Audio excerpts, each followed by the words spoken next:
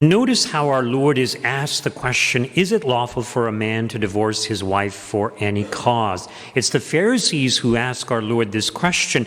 And part of the reason for this is there was actually a dispute among Jewish leaders as to what would be permissible in the case of dismissing one's wife. And there were two schools of thought, one more strict, which said that only for an extreme offense like adultery could a man divorce his wife.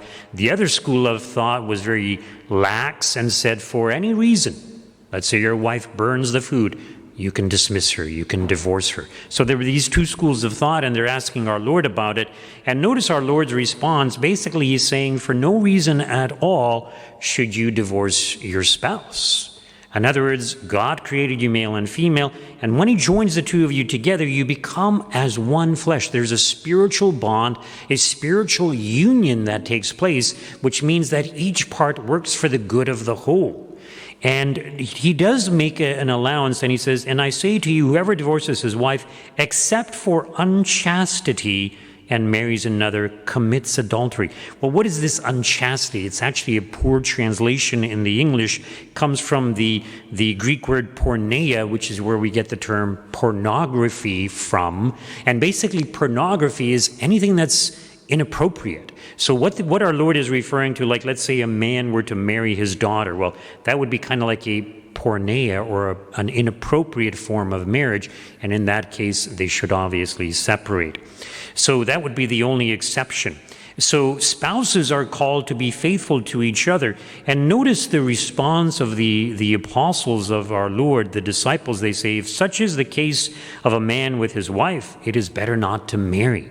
They kind of liked to have this hanging over a woman's head. Oh, if you don't behave, I'm going to divorce you kind of thing, right? So our Lord is really kind of equaling the playing field and basically pointing out that man and woman are equal, and they need to treat each other with mutual respect. It is true that the man is the head of the family, but as human beings, we are all equal.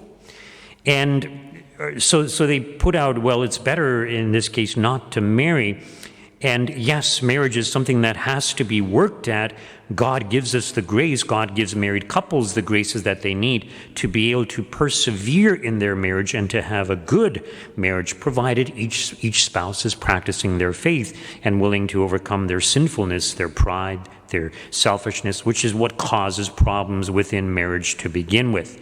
Now, notice how our Lord goes on to point out there are eunuchs who have been so from birth, there are eunuchs who have been made eunuchs by others, and there are eunuchs who have made themselves eunuchs for the sake of the kingdom of heaven. And so this is in response to the exclamation of the apostles, it is better not to marry. And our Lord is in one sense saying, yeah, it is a higher calling, but the reality is whatever you are called to, some people are called to be single. Some people are called to be married. Some people are called to enter religious life. Some people are called to the priesthood. So whatever your particular vocation is, that is your highest vocation. That is your highest calling. And it's important that you be faithful to your vocation to the best of your abilities.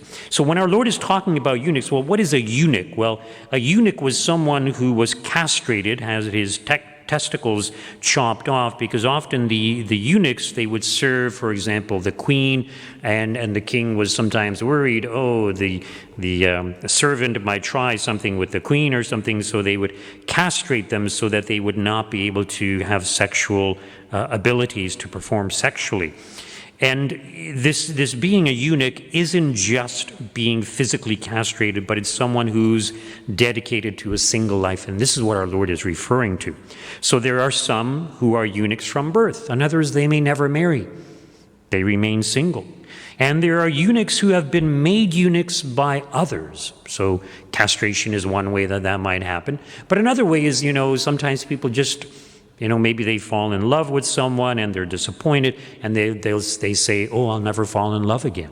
So they choose to become a eunuch because of their experience in the world or something like that. And of course, there are those who are eunuchs who remain celibate, who remain single for the sake of the kingdom of heaven.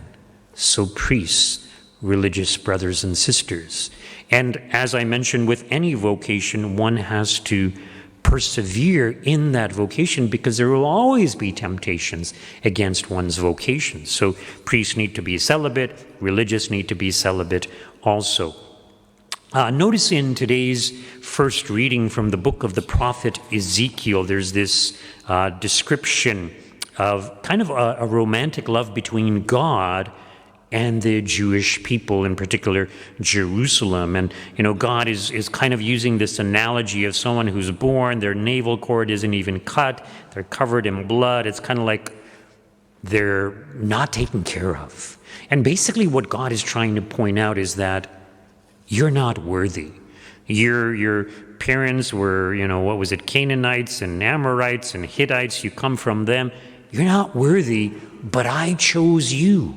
I chose you to be the people of God, the Jewish people.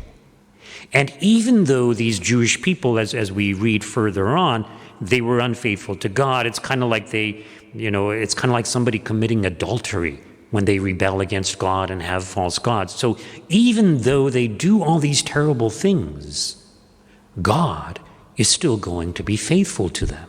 God is still going to love them. God is still willing to forgive them, provided they come back to him. And you see, this is a beautiful imagery for married life, for marriage, that couples need to be faithful, even though each spouse has shortcomings, failures, and sometimes will offend against the other. But if both couples are genuinely striving to be good, then it's easy to forgive. So this is what we are called to do. But it's also a reminder to us that we are all called into a mystical spiritual union with Christ, sometimes referred to as a spiritual marriage with Christ. And certain saints actually did this. Christ would even give them a ring, like, St. Catherine of Siena, for example. She had this ring that Christ gave her, and with certain saints, only they could see the ring, nobody else. But they enter into this relationship of total commitment and total fidelity to Christ. And whether we are single, married, religious, or priests, we are all called to this mystical union with Christ, to this extreme faithfulness to Christ. And this is what will fulfill us no matter what vocation we have. Just a reminder, we will have a funeral today at 11 a.m. for my dad, Istvan Sakatsky. If you're not planning to stay for the funeral and you drove, I would suggest that you leave right after Mass. Otherwise, your car might be blocked in.